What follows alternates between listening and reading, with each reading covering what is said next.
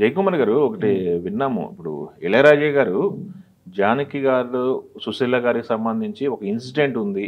ఈ ముగ్గురికి సంబంధించి అని చెప్పేసి అవునవునవునవును. ఒకళ్ళని బ్యాన్ చేసి ఇంకొకళ్ళతో ఎంకరేజ్ చేశారు. ఎంకరేజ్ చేశారని.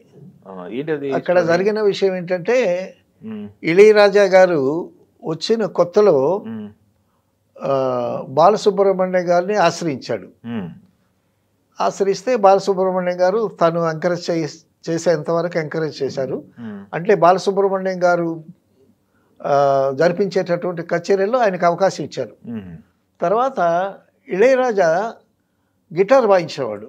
ఉమ్, సో ఒక సాంగ్ రికార్డింగ్కి ఇళయరాజా గిటార్ వాయిస్తున్నాడు. ఆ గిటార్ మీద ఆబ్లిగేటర్ వాయిస్తున్నాడు ఆయన. ఉమ్, ఆబ్లిగేటర్ అంటే ఒక పాట వెళుతుంది అనుకోండి, ఆ పాట నడక సమంలో వెళుతుంది. ఉమ్, ఆబ్లిగేటర్ అంటే ఎదురు నడక వస్తుంది. ఉమ్, సో కాస్త సంగీత పరిజ్ఞానం ఉండే వాళ్ళకి అర్థమవుతుంది. ఉమ్, ఈ తాళం సమంగా తాళంలో పాడటం ఈజీ, ఓకే. ఎదురు తాళంలో పాడటం కొంచెం కష్టం. ఉమ్, ఆ గిటార్ మీద ఆబ్లిగేటర్ వాయిస్తున్నాడు ఇళయరాజా, అంటే ఎదురు తాళం వాయిస్తున్నాడు అన్నమాట.